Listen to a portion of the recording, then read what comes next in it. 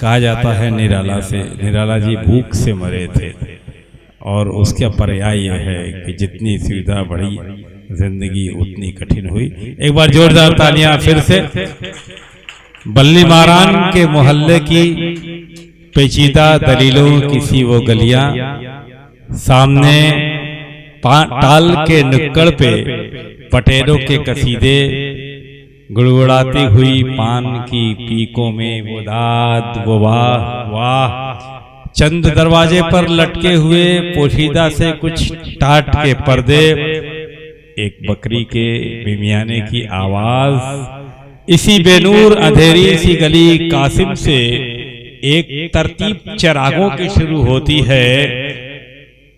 अब सदुल्ला गालिब खां का पता मिलता है। मैं ये बातें इतनी लंबी इसलिए बोला क्योंकि जब गालिब का पता लिखा जाने लगा कि गालिब रहते कहाँ हैं, तो उस अंधेरी गली की व्याख्या करने में किसी शायर ने इतनी लंबी बात लिखी।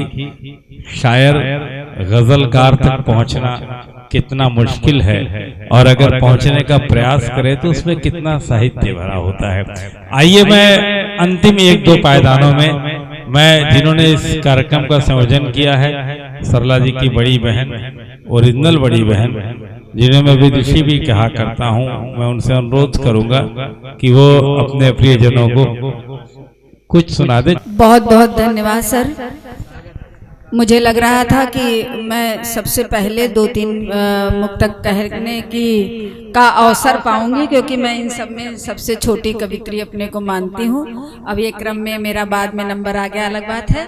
और मैं सबका, मेरे सामने जितने लोग बैठे हैं, बहुत बहुत मैं आप लोगों का धन्यवाद देना चाहती हूँ कि आप अपना बहुमूल्य समय हमें दे रहे हैं। मेरे पीछे जितने लोग बैठे हैं, मैं इनका विशेष आभार व्यक्त करना चाह रही हूँ, क्योंकि समय भी दे रहे हैं, साथ में और भी आपके मनोरंजन का साधन, हमारे पिताजी के प्रति वंदन, सब कुछ दे रहे हैं। मैं आजकल कविताएं थोड़ा कम पढ़ रही हूँ, मन नहीं हो रहा है, आप लोगों को मालूम है क्यों, पर पिताजी की बात थी तो मैं 3-4 मुक्तक केवल पढ़ करके और अपनी जगह ले लूंगी। हमें जीवन सिखाता पुस्तकालय जैसा होता है, हमें जीवन सिखाता पुस्तकालय, हमें जीवन सिखाता पुस्तकालय जैसा होता है, वो सत्यचित और आनंदी शिवालय जैसा होता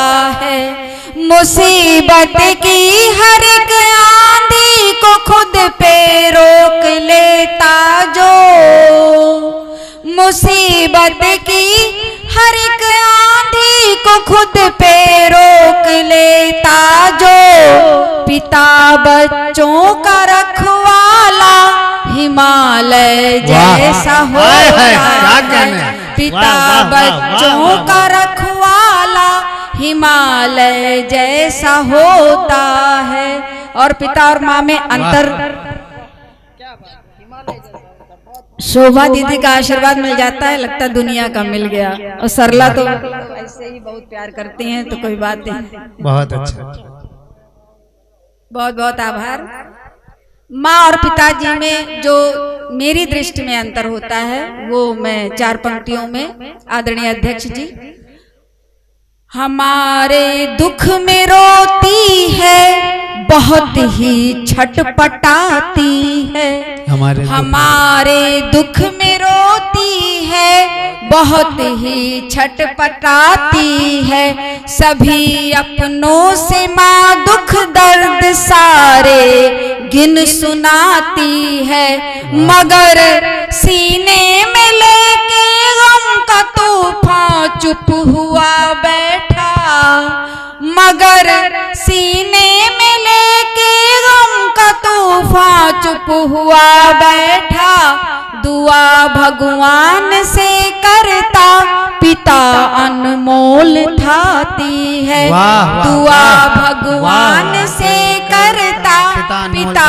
अनमोल ठाती है। दुआ क्या करता है?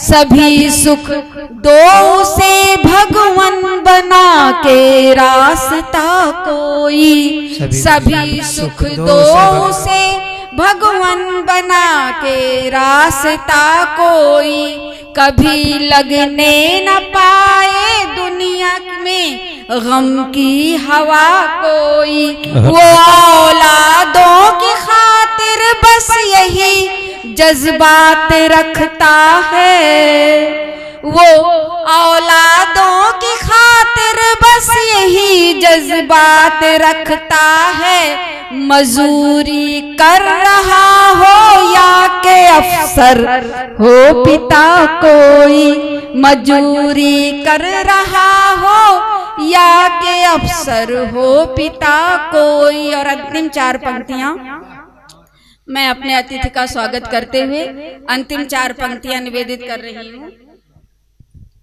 अपनी तरफ से और सभी बच्चों की तरफ से, कि रहे बेफिक्र हंसता खेलता गम भूला रहता है, रहे बेफिक्र हंसता खेलता गम भूला रहता है।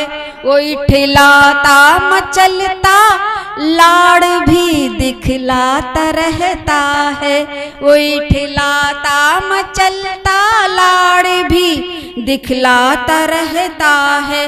हो कितने उम्र लेकिन जब तलक माँ बाप का साया, हो कितनी उम्र लेकिन जब तलक माँ बाप का साया। हर एक इंसान के अंदर का बच्चा जिंदा रहता है, हर एक इंसान के अंदर का बच्चा जिंदा रहता। वाह, क्या बात, क्या बात।